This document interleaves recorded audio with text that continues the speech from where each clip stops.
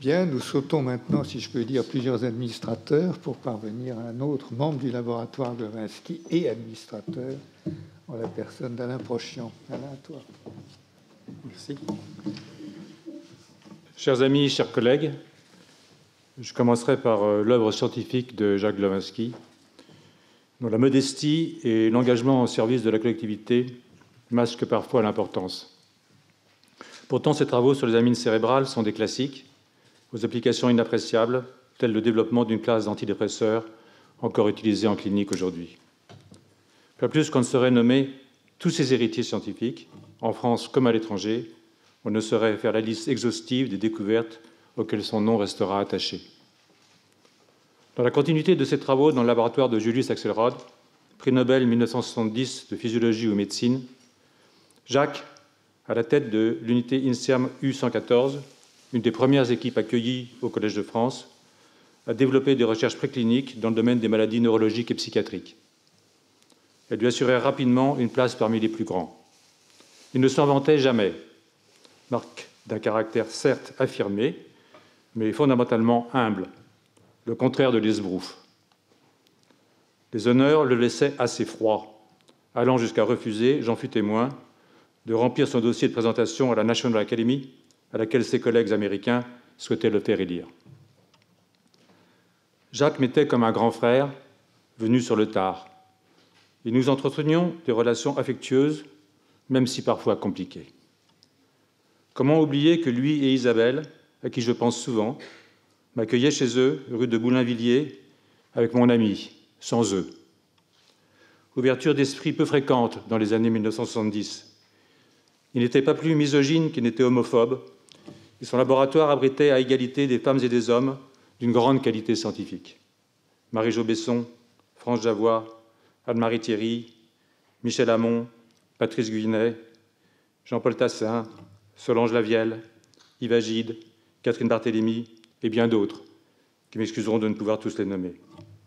Chercheurs, ingénieurs, techniciens, administratifs, Marie-Hélène Lévy, bien entendu, formions une famille, et comme souvent, dans les familles, nous nous querellions. C'est bon de se retrouver aujourd'hui, certains d'entre nous, pour dire publiquement notre gratitude et notre admiration. Jacques a profondément influencé mes champs d'intérêt scientifiques qui ont dévié de la biologie du développement pour venir s'inscrire dans la prolongation de ses travaux sur la physiologie des amines cérébrales et les maladies neurologiques et psychiatriques. C'est cela, un maître. Un maître et un humain très sensible, excessivement possessif. Et quand je lui ai dit que j'allais partir pour l'école normale, j'ai cru lire dans son regard « Mais qui c'est celle-là ?»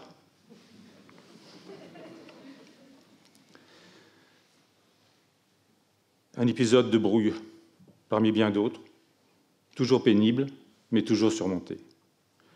Jacques Glowinski et Pierre Corvol, qui lui succéda comme administrateur, m'ont fait venir dans cette maison. Comme je m'y étais engagé, j'ai quitté le cocon douillet de l'école normale. Il avait donc gagné. Pour restructurer, sous leur houlette, la recherche biologique au Collège de France.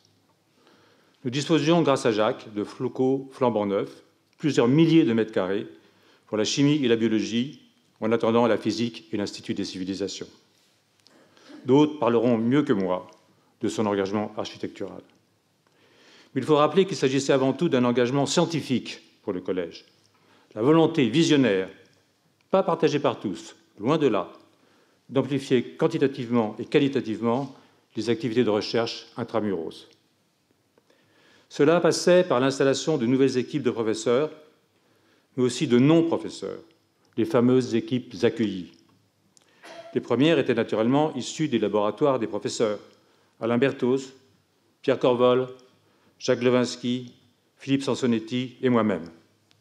Pêle-mêle, Sidney Wiener, Michel Zugaro, Catherine Laurence-Cortès, Stéphane Germain, Laurent Venance, le regretté Christian Giaume, Nathalie Roache, Alain Joliot, Sophie Vries, Ariel Dinardo, Julia Fuchs, Guy Tranvagneux. Tous, avec le dévouement infatigable de Nicole Bror et le soutien jamais démenti de Pierre Corvol, ont œuvré à réaliser le projet de Jacques et accueilli avec enthousiasme et générosité de nouvelles équipes dans ce centre interdisciplinaire de recherche en biologie qu'ils venaient collectivement de créer. Depuis 3 ans, nombre de ces excellentes équipes, aux recherches très originales, trop sans doute, ont été forcées au départ ou ont reçu leur feuille de route. Je comprends leur amertume et je la partage. Il va peut-être falloir reconstruire. Comment donc s'étonner si, à travers quelques anecdotes, je consacre une poignée de minutes à rappeler en quoi ce centre s'efforçait de répondre à la conception que Jacques se faisait de la cité scientifique. J'avais préparé, à Paris 7 et au MIT, une thèse consacrée au séquençage d'un fragment d'ARN messager du virus de la mosaïque jaune du navet, très loin du cerveau. Un comité Théodule eût hésité, mais pas Jacques, qui me confia une petite équipe serrée sur 30 mètres carrés au sous-sol du bâtiment B, sans lumière naturelle et dans la puanteur d'une animalerie très années 70, où le coq de mademoiselle Agneau, trompé par l'obscurité, cocoricotait à n'importe quelle heure du jour ou de la nuit. Nos recherches ont tâtonné 5 ans, en mise au point laborieuse, sans une seule publication. Le CNRS s'inquiétait et retardait ma titularisation. Puis, entre 1980 et 1984, 4 lettres consécutives dans Nature. Ça aurait pu rater.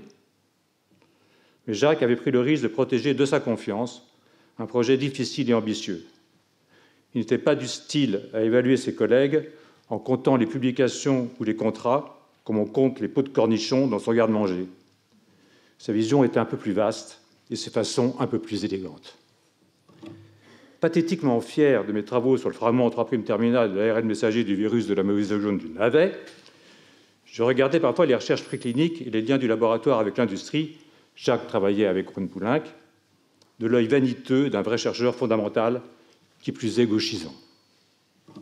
Agacé, il me convoqua un jour dans son bureau, tapotant sa pipe sur son cendrillon Knoll, et me dit « Mais enfin, crois-tu qu'il existe une physique pour construire les ponts et une autre pour expliquer pourquoi ils tombent, une physiologie pour la santé et une autre pour la maladie? Ne sais-tu pas qu'une pathologie, c'est une physiologie qui déraille et que les pathologies fournissent des modèles à la physiologie ?»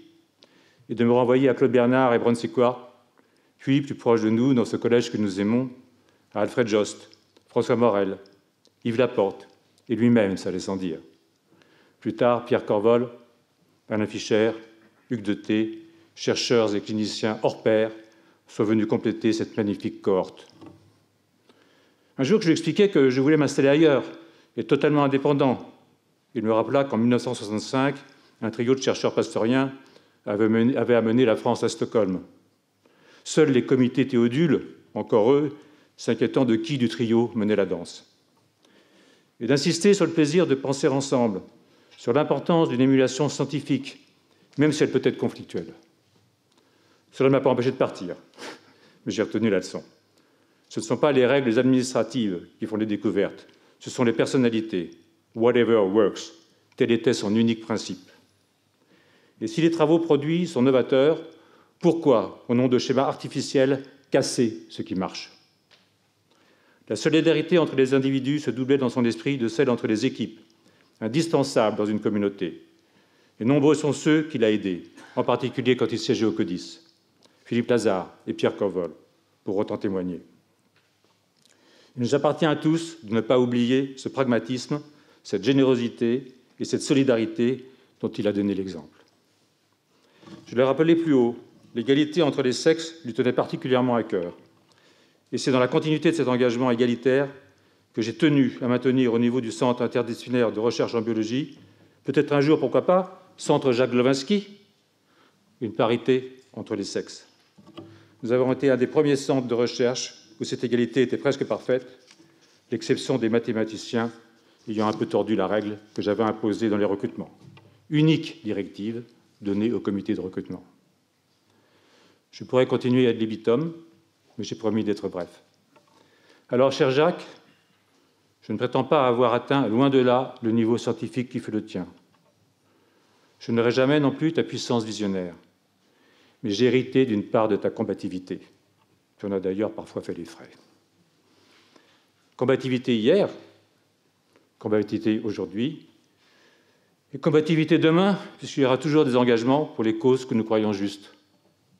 Alors, c'est dans la fidélité au Mensch que Jacques Glowinski, le GLO, sera toujours pour ceux qui l'ont connu, admiré, aimé, que j'emprunterai pour clausule littéraire le titre d'un roman du grand écrivain espagnol Javi Marias, « Cher Jacques, demain, dans la bataille, pense à moi ».